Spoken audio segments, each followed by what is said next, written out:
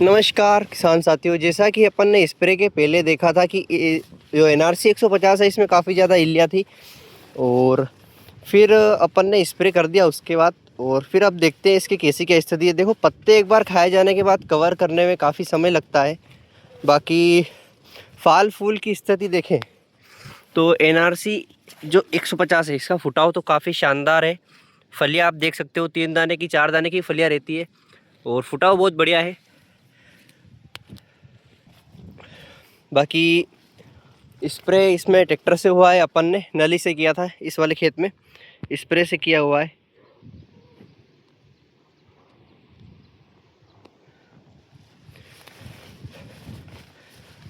और इल्ली अभी पूरी तरह से ख़त्म हो चुकी है। किसी भी तरह की कोई भी इल्ली इस खेत में अपने को देखने को नहीं मिलेगी। पत्ते आप देख सकते हो हल्के फुल्के कड़क हो रहे हैं, मतलब जो दवाई का डोज था थोड़ा सा हल्का सा तेज़ था। और ट्रैक्टर से स्प्रे करने में फ़ायदा ये होता है कि हर पत्ते पे आराम से दवाई चली जाती है। और गैस वाली अगर दवाई हो तो उसकी गैस अच्छी बनती है, इल्ली अच्छी मरती है। एक और पौधा दिखाता हूँ आपको मैं।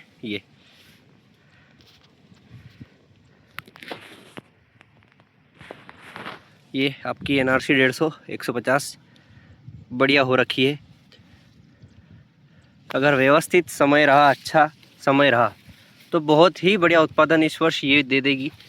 सब दूर फलियाँ ही फलियाँ है, बिल्कुल कोई तोड़ नहीं है, चकाचक।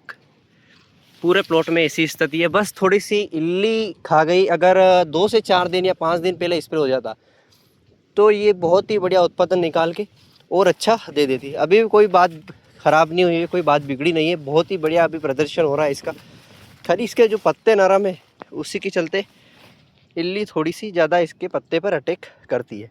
बाकी रुएदार इसका जो डंठल और फलियाँ है उसके चलते इसकी फलियाँ पे थोड़ा कम प्रभाव होता है।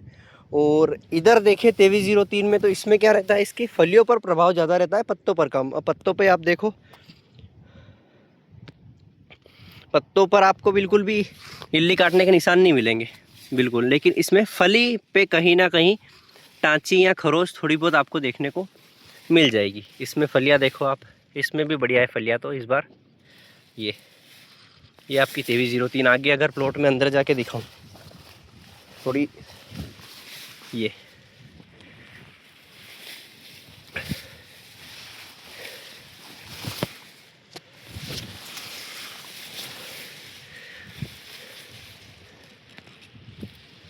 आपकी 2303।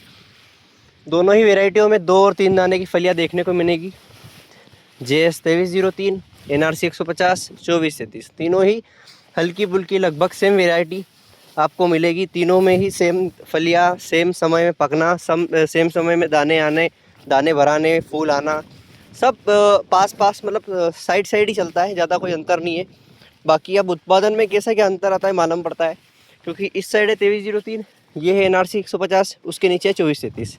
तीनों के प्लॉट पास पास में। हार्वेस्टिंग भी लगभग लग रहा है 1-2 दिन के मतलब अंतराल में ही होगी। मतलब आज इसकी हुई तो कल उसकी या परसों उसकी, मतलब आस पास ही होगी तीनों की, अगर हार्वेस्टिंग हुई भी तो। बाकी इल्ली का अटैक थोड़ा सा इसमें ज़्यादा रहता है। और यहाँ पर एक इल्ली अभी दिखी थी।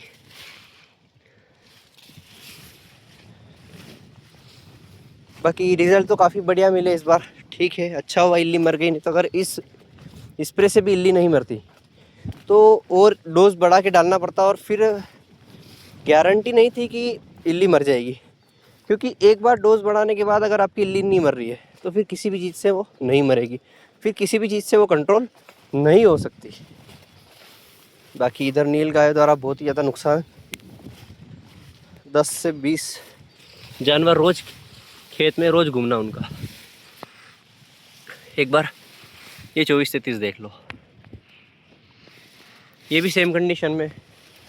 इसके पत्ते जो है कड़क है लेकिन घेरेपन पे बढ़िया प्लॉट हो रहा है। देखो किसान साथी हुई है 2433 की एक अलग पूरा ब्लॉग बना के डालेंगे व्यवस्थित। अपनी तो फेवरेट किस्म है, तोड़नी है इसका। पहले ब्लैक बोर्ड थी, उसके बाद 2433। बहुत ज़ोरदार रंग जमा रखा है अभी इसने खेत में। और अपने पास 20 था लेकिन अपन ने लगाया नहीं, कम लगाया, क्योंकि पिछले साल इसकी हाइट छोटी रह गई थी। बाकी ये भी कोई कम नहीं है आपकी 150, इसका भी कोई तोड़ नहीं है। ये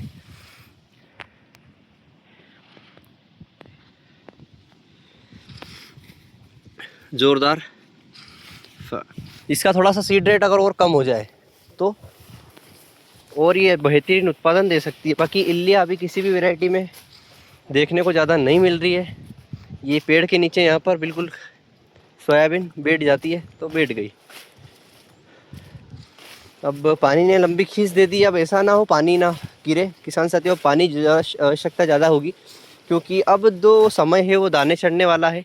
अब धीरे धीरे दाने चढ़ने का समय आएगा तो पौधे को पानी की आवश्यकता ज़्यादा लगेगी। और ऐसे में अगर बारिश खुल जाती है या लंबा गैप दे देती है तो दाने पिचक जाएंगे। तो भले ही अभी तक अपन ने अपनी फसल चकाचक रखी, स्वस्थ रखी, तंदुरुस्त रखी, लेकिन यहाँ पर आके अपन फिर मार खा जाएंगे। तो कुछ चीज़ें हमें अपने आप नहीं मिलती, तो प्रकृति से ही चाहिए होती है। अपन कितनी भी मेहनत कर लो, अगर अपनी किस्मत में मिलना होगा तो मिल जाएगा। अपन ने सारी मेहनत कर ली, फसल चकाचक कर ली, अब एंड टाइम पे अगर बारिश नहीं होती तो अपने सारे जो फसल जो अपनी फलियाँ है वो दाने शायद ही चढ़ेंगे, चढ़ भी जाएंगे तो आधे चढ़ेंगे, आधे नहीं चढ़ेंगे। तो अब सबसे ज़्यादा जो नीड है अपने को वो है बारिश की। और अच्छी बारिश होगी तो अपने आगे की जो फसल है, गेहूँ चने की फसल है, वो भी अच्छी हो सकती है। अब इस वाले प्लॉट में भैया ये है अंकल की अपनी 2172, इसमें भी इल्ली काफ़ी हो चुकी है। बाकी एक खासियत बताऊँ, इसमें हो चुके हैं 3 डोज, अपने हुए हैं 2 डोज और इनके हो चुके हैं 3 डोज। 3 डोज कैसे, इन्होंने 1 डोज अपन से 5-7 दिन पहले स्प्रे कर दिया था, क्योंकि 2172 में इल्ली ज़्यादा थी। और इसमें इल्ली का अभी तक कोई तोड़ हुआ नहीं। बाकी फल फूल के मामले में बढ़िया हो रखी है ये अपनी इधर 24-33।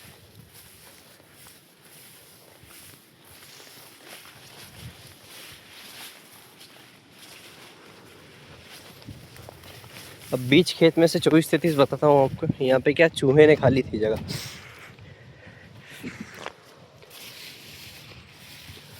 ये देखो, है बिल्कुल फलियों की भरमार।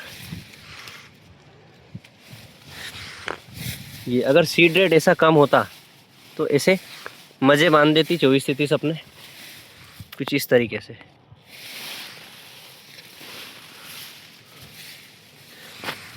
ये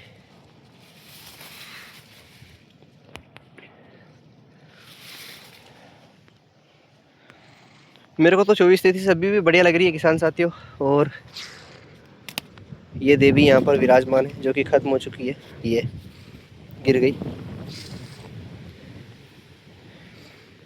बढ़िया रहा। यहाँ पर डोज हल्का था अपना, उस वाले खेत पे जाके अपन ने डोज हेवी कर दिया था। यहाँ पर अपने को लगा था कि इल्ली शारी ख़त्म नहीं होगी, तो अपन ने थोड़ा सा डोज बड़ा कर डालना शुरू कर दिया था। हल्के डोज में भी अच्छी इल्ली ख़त्म हो गई, अच्छा कवर अप कर लिया। बाकी किसान साथियों, तीनों वेराइटी मैंने आपको बताई, 2303, NRC 150, 24-33, जो कि स्प्रे के बाद की थी। स्प्रे पहले भी बताई थी, स्प्रे बाद भी बताई। अब फलिया की बता दी मैंने, इनमें लगभग 70-75% फलिया आ चुकी है। अब थोड़े दिन बाद इसमें सारी फलियाँ आ जाएगी, तो फिर मैं एक बार कवर अप करके सारी पूरी एक ही वीडियो में तीनों ही वैरायटी कवर कर लूँगा। और सारी फलियाँ कैसी क्या आ रही है, कितने एक पौधे में कितनी क्या फलियाँ है, तीनों एक एक पौधे उखाड़ कर व्यवस्थित से अपन वीडियो बनाएंगे। मिलते हैं अगली वीडियो में।